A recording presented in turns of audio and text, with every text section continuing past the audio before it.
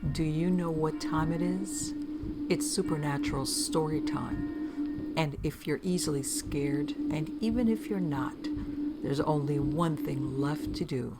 Just turn off the lights, because these are stories that you listen to only in the dark. The Strange Thing, Volume 2, Story Number 1. When I was 14, I had a friend who experienced a lot of supernatural experiences. She used to tell me she experienced them both in her dad's house and her mom's house, and once before she moved to the house she previously lives in. When she was 3, she used to see her dead grandfather near the swing set in her backyard. When her mom asked her what she was doing, she replied, "I was playing with Grandpa." Her mom was a bit worried and told her to come inside. Nothing happened for a while after that until she moved into her mom's house, which was an old Civil War hospital. The old Civil War hospital had a lot of strange happenings.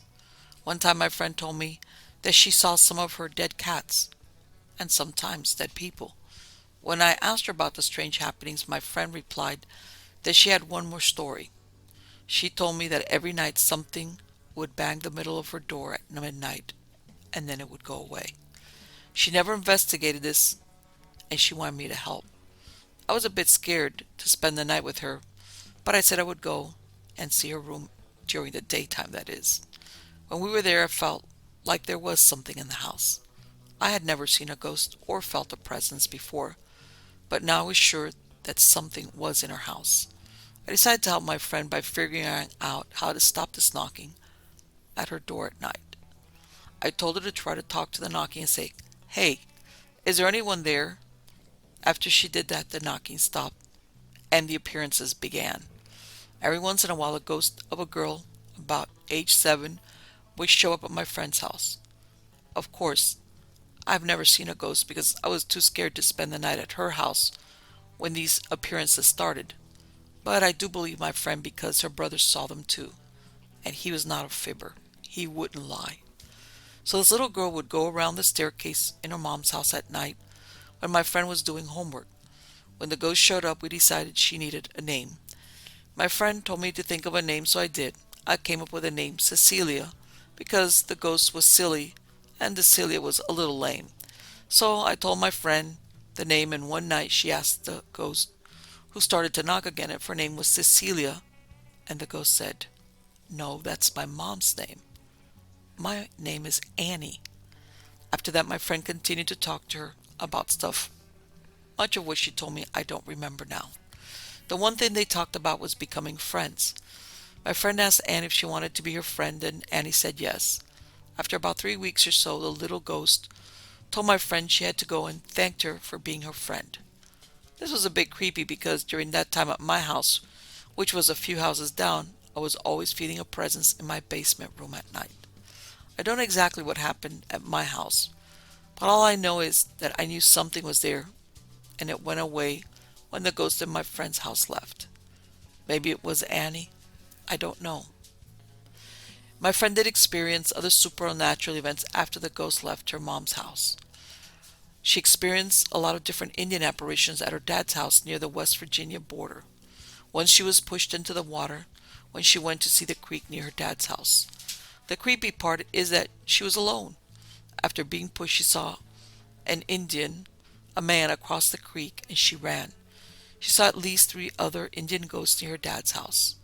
I wonder if that had anything to do with her being almost a quarter Indian. I'm not sure. My friend had many stories she shared with me, but some of them sometimes I really didn't want to hear because I would just end up getting scared. Next story. When I was young, I lived in Alaska. My family and I moved into this old house on the side of a hill about a mile out of town. I have 2 sisters and 4 brothers, so you can get an idea of the size of the old house. When we moved in, all the house was empty except for this one room that was upstairs on the 3rd floor. It was the only room up there. It was full of boxes. Nothing seemed to be wrong in the house for about a month. Then one day, me and my 3 brothers decided to go into that room and dig through the boxes. You know how young boys can't stay out of things. Those boxes only had personal things in them, old pictures and stuff of that sort. When we left the room, it was a mess with all the stuff and boxes everywhere. I never thought anything about the room or anything in it again until about a week later. My family had gone into town, but I decided to stay home alone. I was sitting in the room at the foot of the stairs that led up to that room. I was playing some John Denver tapes when I heard a voice. It was the voice of an old woman. She sounded like she was in that room, and she was real mad. I could tell that she was coming down the steps by the sound of her voice. She was saying, "Those goddamn kids, I'll teach them not to get in my stuff." And then she went quiet. I was so afraid, but I looked up real quick to see a cloud-looking figure standing at the foot of the steps. I didn't know what to do, so I acted like I didn't see her and just turned off the tape player, got up, and walked out of the house. But when I got out there, I ran the mile into town. I never said anything to anyone about what happened, but soon after, my dad moved us out of that house. About 20 years later, I took my kids to Alaska to see where I lived when I was young. I had gone to the graveyard down the street from that old house. I found a grave for the husband of the old woman. I noticed that it was fenced off for 2 graves, but one was empty. I did some research into what happened to the old woman's body and found that before she died, she had befriended some of the town people to take care of her. She got sick, so her friend sent her to a town far away where they had better doctors. When she died, her friends left her body there for the state to take care of while they split with each other all of her land and that old house. The old woman never got to be in the grave next to the man she had loved her whole life, and her unresting soul just walked the halls and rooms in that old house, waiting for someone to put her body where she wanted to be. Next story. In 1980, I was attending Chipola Junior College in Marianna, Florida.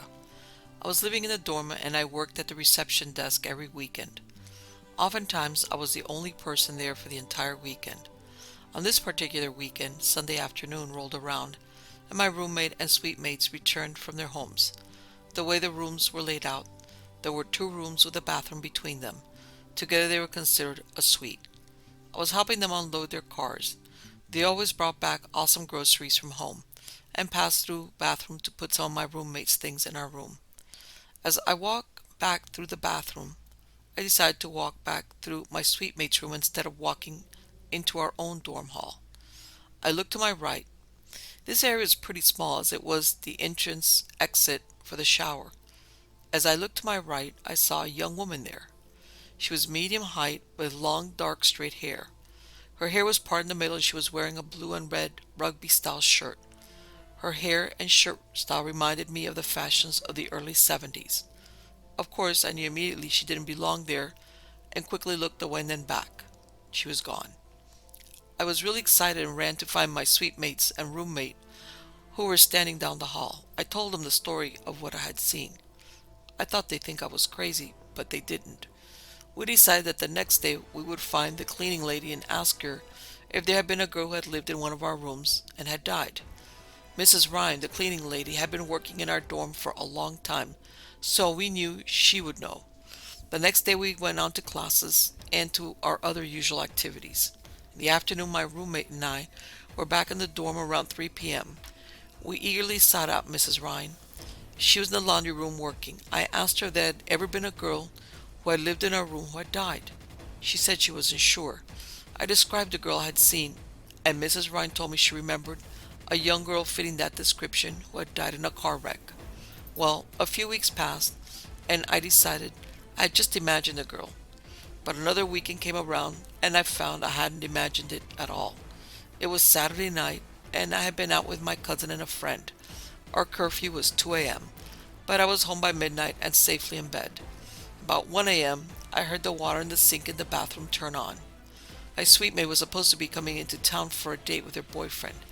I assumed when I heard the water that she had come in from her date. The water stayed on for a long time. I got really aggravated at my suite mate, but finally decided to get up and turn the water off. The next morning, I went into my suite mate's room, but she wasn't there. I thought maybe she and her boyfriend had gone out for breakfast.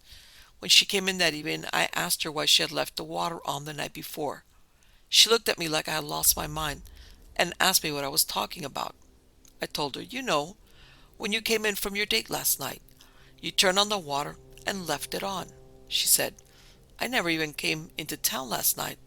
I was at my parents' house all weekend. I decided my dark-haired friend wanted to make sure I knew she was there. I never saw her again or had any more evidence of her existence, but I know she was real. Next story. I was 8 years old when we moved to Colts Neck, New Jersey in 1976. My parents had the house built on about an acre and a half of property. The homes in the area were pretty new, although the town itself dated back to the 1700s. My family is large, so we were all excited to move into the 6-bedroom colonial. My 2 brothers were the oldest, and my parents gave them the 2 downstairs bedrooms that jutted off the wing of the garage. For the first year, things were normal, until the day my brother Mike began complaining of noises outside his bedroom window. At first, he said it sounded like bushes rustling in the wind and scraping against the siding and glass panes. My mom was skeptical since there were no bushes or shrubs planted in the back of the house. As months went by, the noises continued and increased to a soft thud and then a sliding sound, like a person baling hay against the barn wall. He didn't seem to mind the noises all that much, but when his closet doors would open by themselves, it really freaked him out, and he tried to tell our parents that he thought something was in the house. But of course, they were cynical, since no one else had experienced anything. My tough 17-year-old brother began sleeping with the lights on and his TV on as well. Before long, things started to disappear and reappear in very odd places. Car keys would disappear from the table and turn up in the kitchen cabinets. My brother's watch vanished for 2 weeks before ending up in the garage under a box of Christmas decorations. Even my grandmother's false teeth went missing, never to return. They weren't in her mouth. When my oldest brother Rene left for college, I would stay in his bedroom sometimes. He had a great TV and an even better stereo system.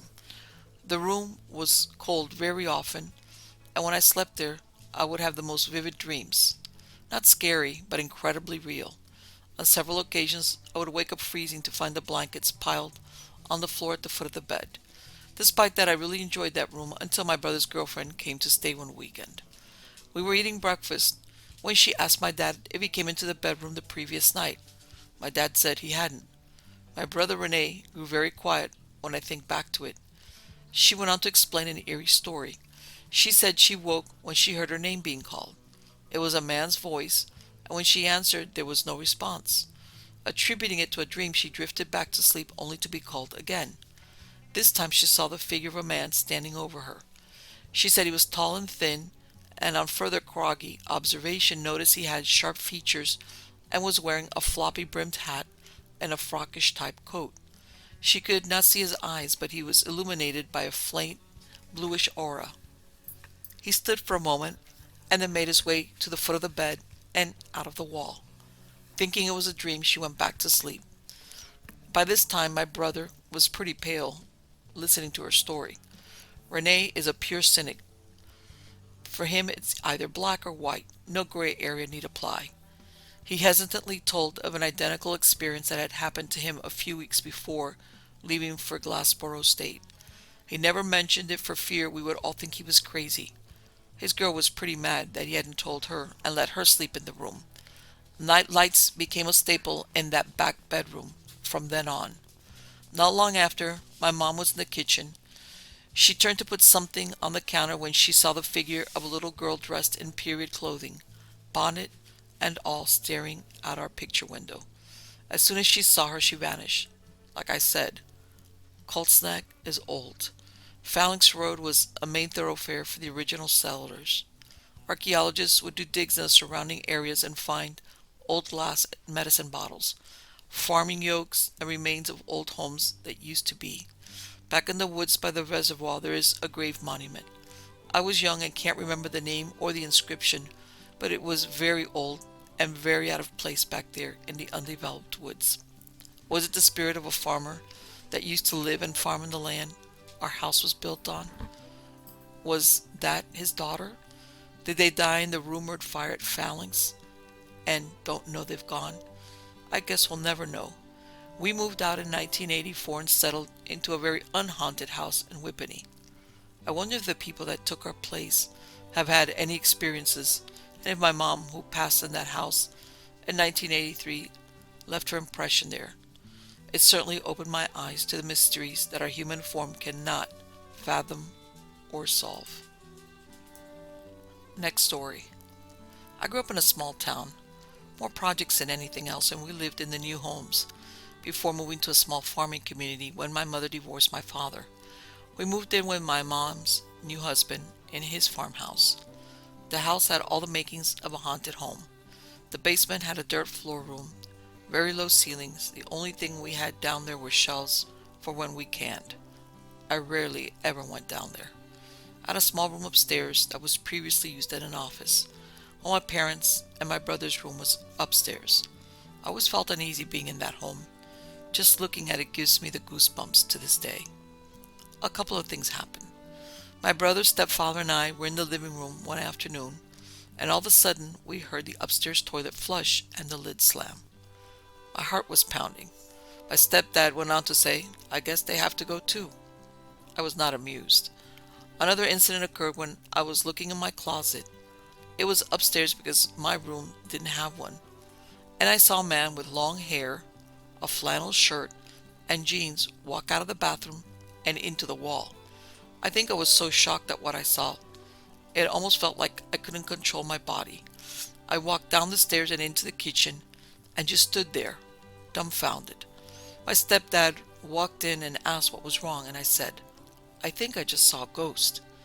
I explained to him what I saw, and he told me that in the late 70s, a man fell into a wood chipper at a local company who used to live in the house. He was friends with him. He then went on to tell me that he thinks he sees things all the time. I was very happy to move out of the house, and I'm sure you can understand why. Next story. I don't know where to begin with this story. It all started after me and my roommate stopped being friends, and I bought my first house. It was built in 1954 and was abandoned from 1979 until about 1991. I fell in love with the house the moment I saw it. It was small and had such a lovely retro feel to it. I suppose the first thing that I noticed was odd within the first few days was a complete lack of animal life in the yard. I never saw nor heard a single bird or squirrel. It had an eerie silence to the place. In my first week of living there, I remembered that a can of soup had mysteriously made its way from the kitchen cabinet to behind my pillow. I hadn't had any guests in the house, and I could see no reason for me having put it there. After that, about a week later, I was sound asleep. At around 2:30 a.m., my doorbell rang 4 times. Very loud, distinct rings. I got up and went to the front door, but no one was there. Still half asleep, I cursed the kids next door thinking they were playing tricks on me. However, before I went back, I glanced at the doorbell. To my surprise, the buttons were completely missing and the whole mechanism looked broken. I tried to ring the bell, but with no luck. This sent a wave of fear up my spine, and I slept with the light on for 2 nights after. After living in the house for several months, with a few weird happenings here and there, I decided to invite over a lifelong friend of mine. I'll call him Gary. Gary had never expressed any interest in the paranormal, and we had known each other since we were 10. It was just something that didn't interest him. Before going to my new home, Gary and I had gone out to lunch. His personality was normal as well as his color. I noticed almost right away his attitude changed after we were in the house, as well as his color began to look pale. He started getting easily aggravated about little things and started swearing frequently. He was like a whole different person. At about 8:30, Gary just stood up, walked to the guest bedroom, and went to sleep. He didn't even say anything. He just left. I shrugged it off and went to bed myself shortly after. At about 1 a.m. I woke up to the noise of Gary power puking in the bathroom.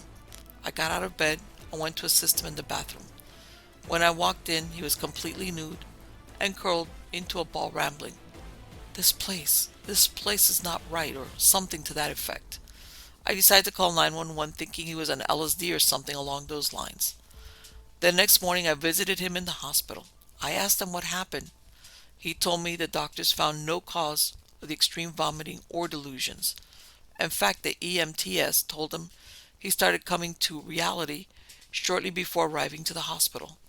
Gary also told me from the moment he entered the house, he began to feel very strange and that he kept getting grotesque and disturbing thoughts and images in his head and felt a heavy presence lurking over him.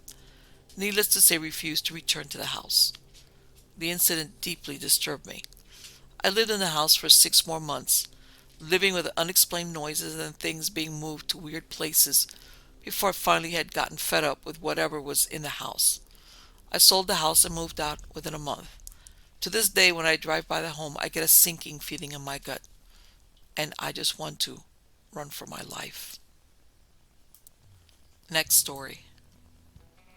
When I was about 25, I became a divorced mother of 2 young girls and took a job at a Coyote in Netcong, New Jersey. It's a bright pink building with a long history. Before Coyote, it was 2 restaurants, Club 21 and Nellie Burke's. When I started working, no one ever mentioned anything to me about the strange things that would happen there. No one told me about the voices and the shadows, and that when your hair stood straight up on your arms when you went downstairs was a common occurrence. I think they were waiting for me to tell them.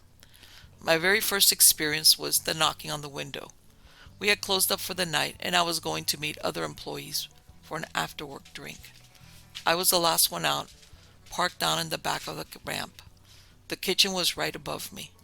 I unlocked the car and heard the pounding on the windows. I looked up. The kitchen was pitch black. I felt the hair on the back of my neck prickle, and my hands shook with my keys. 3 more hard raps on the window, and I couldn't bring myself to look up again.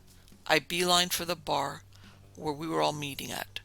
When I arrived, Brenda, one of the other employees, looked at me and asked if I was okay.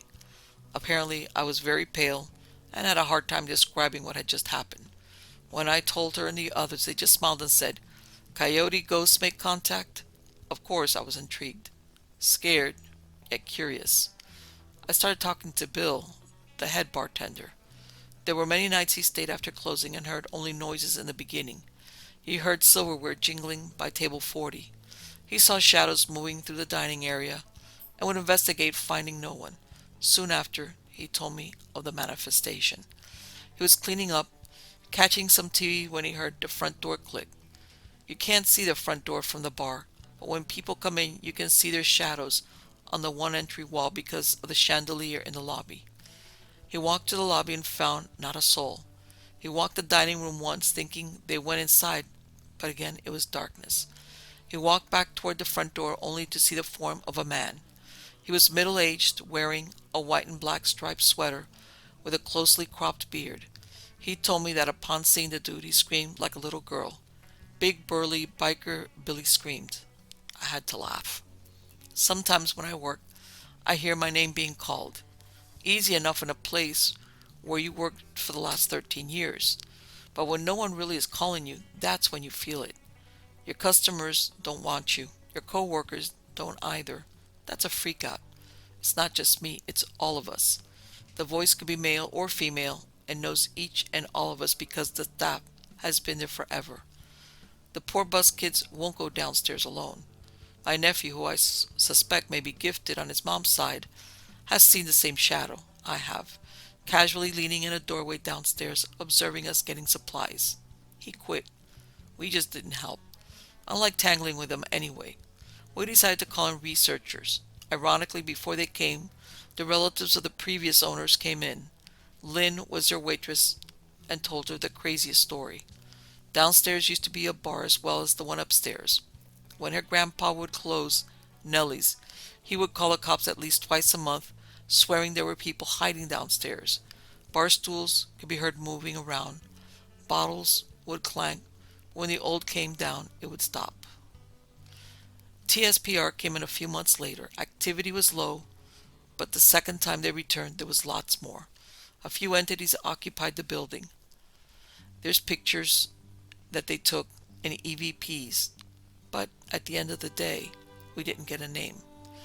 Unfortunately, the owner died. We all still work there though, but the place has been quiet. I keep urging the new owners for renovations to see if our friends will contact us. We missed them up, maybe they've moved on. And if that means peace for them, then that's cool with me. Next story. While living in the state of Maine, my two sons and I headed up the road to look in an old apple orchard to shoot a deer. Outside the orchard was an old stone home. Across from it was a fallen down barn. The boys and I walked over to the old barn. There was some snow on the ground, not a whole lot. As we got directly across from the driveway of the house, we could see the trees out back. Behind the trees was a large pond. Something caught my eye in the side window of the house. It was a large woman in an apron, leaning on the table there and smiling at us. I told the boys we should go and ask her if it was all right to cut through her yard to go behind and into the orchard. We walked across the street and knocked on the door, noticing immediately that there was no furniture in the house. I walked around to the side window. There was an old table there in the front of the window, all dusty with no hand marks, where the woman had been leaning.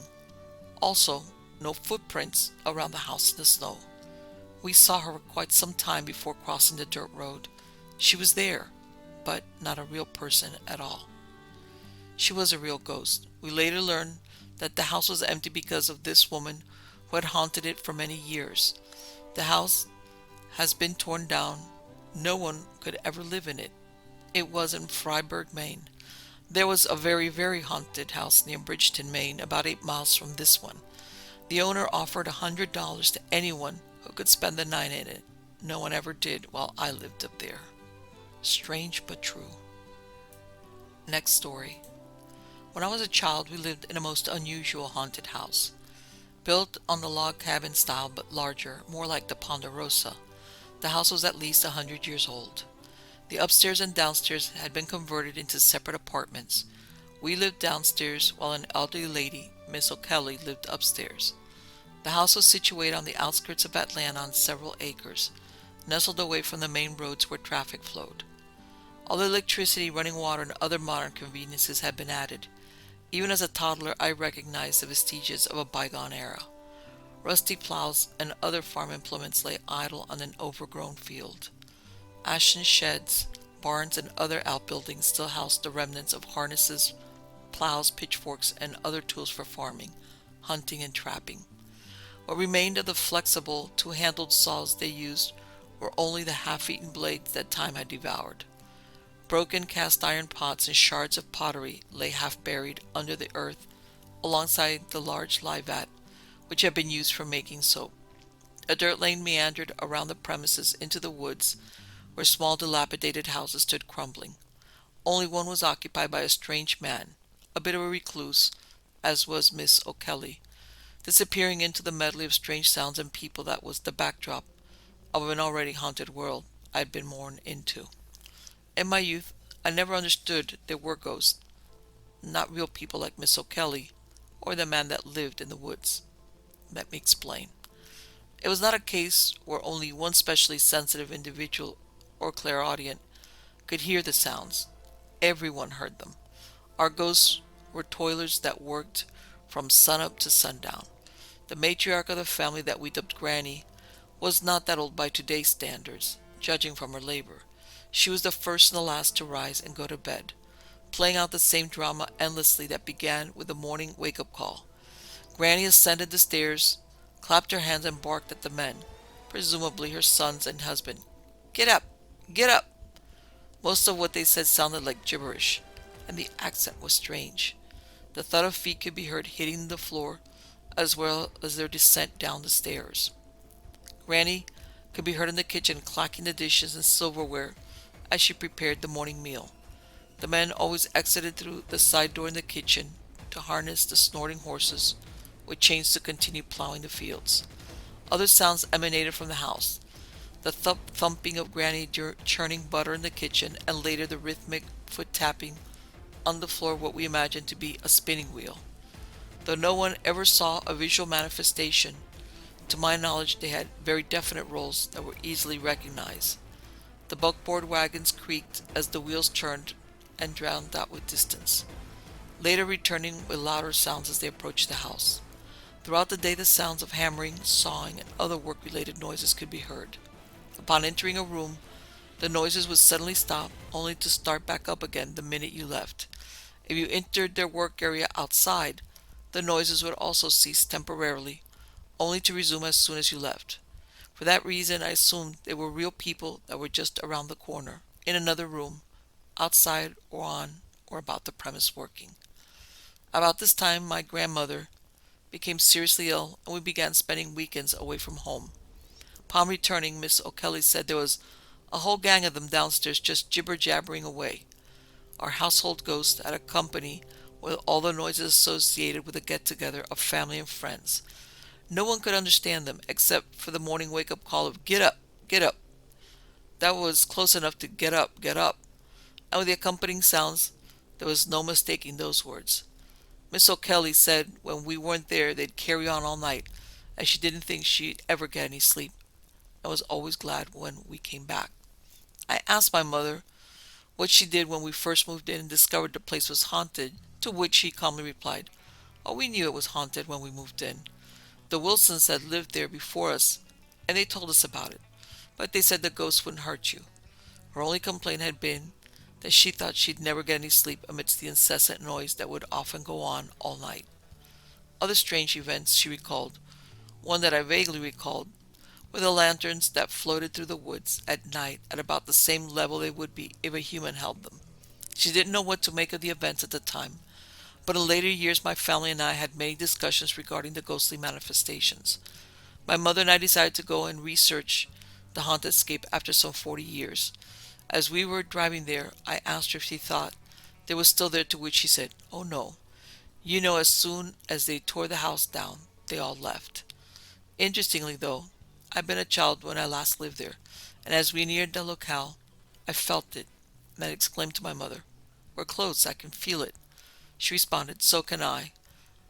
Though a mall and newer homes had been constructed at the site, something of the energy remained. We heard nothing nor did we see anything out of the ordinary, but there at ground zero, we could still feel their presence.